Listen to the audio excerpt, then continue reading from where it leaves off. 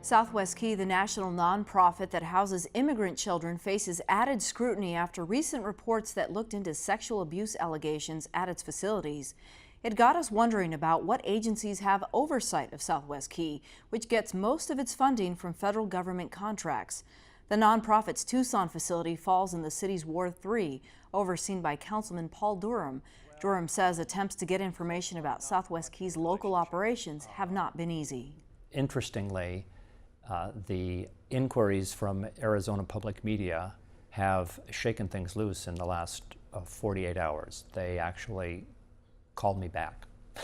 You had been requesting to gain access to the property? Since approximately mid-June. A fellow in San Francisco in the Bay Area called me and advised me about the process of applying for a tour. We haven't set it up yet, and I'm told that it takes a long time, but there has been at least some contact in the last 48 hours. What did you feel your interest was, or what was your obligation to go in and see it, given that it's in your ward? I get inquiries from constituents, and I think it's my obligation to know what the conditions are like inside and how the kids are being treated. Other elected officials have toured the facility. There were several state legislators. Representative Grijalva toured the facility, and I'm told that it's a very tightly controlled tour. Sounds like you'll be going in for a tour soon. What will you be looking for? Opportunities for education.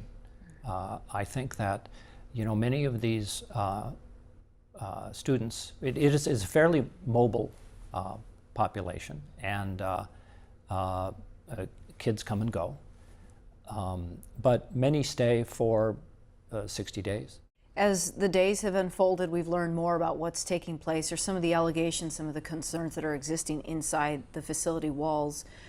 How closely are you working with the police department to ensure that there is some local authority over a federal facility? Very closely. I have contacted TPD and had a number of conversations with them. If there's a complaint, TPD has full authority to investigate. With the ProPublica story about sexual assaults, I think TPD is going to be watching that facility very closely.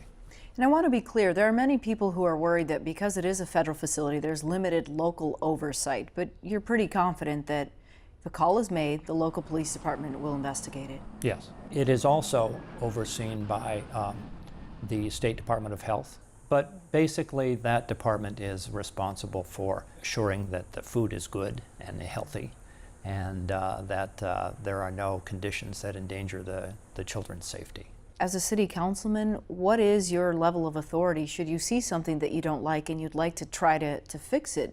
I'm particularly concerned that the Trump administration has created an atmosphere of fear that is interfering with the work of federal agencies like the Office of Refugee Resettlement. ORR used to have, until March of this year, they had a strict policy of not sharing any information with Immigrations and Custom Enforcement, ICE. And that policy changed. So as a result, the cooperation that they're getting from relatives in the U.S. is very diminished. There's an atmosphere of fear and distrust. So we've got to change those policies. The City Council from time to time takes positions and recommends policy changes, and I would like to see us do that. I think we're very effective. The outcry from elected officials, county and city, helped change the policy of no tolerance, family separations. We ended that, and I think the outcry was successful in doing that. Yeah. Okay. Councilman, thank you so much. Thank you.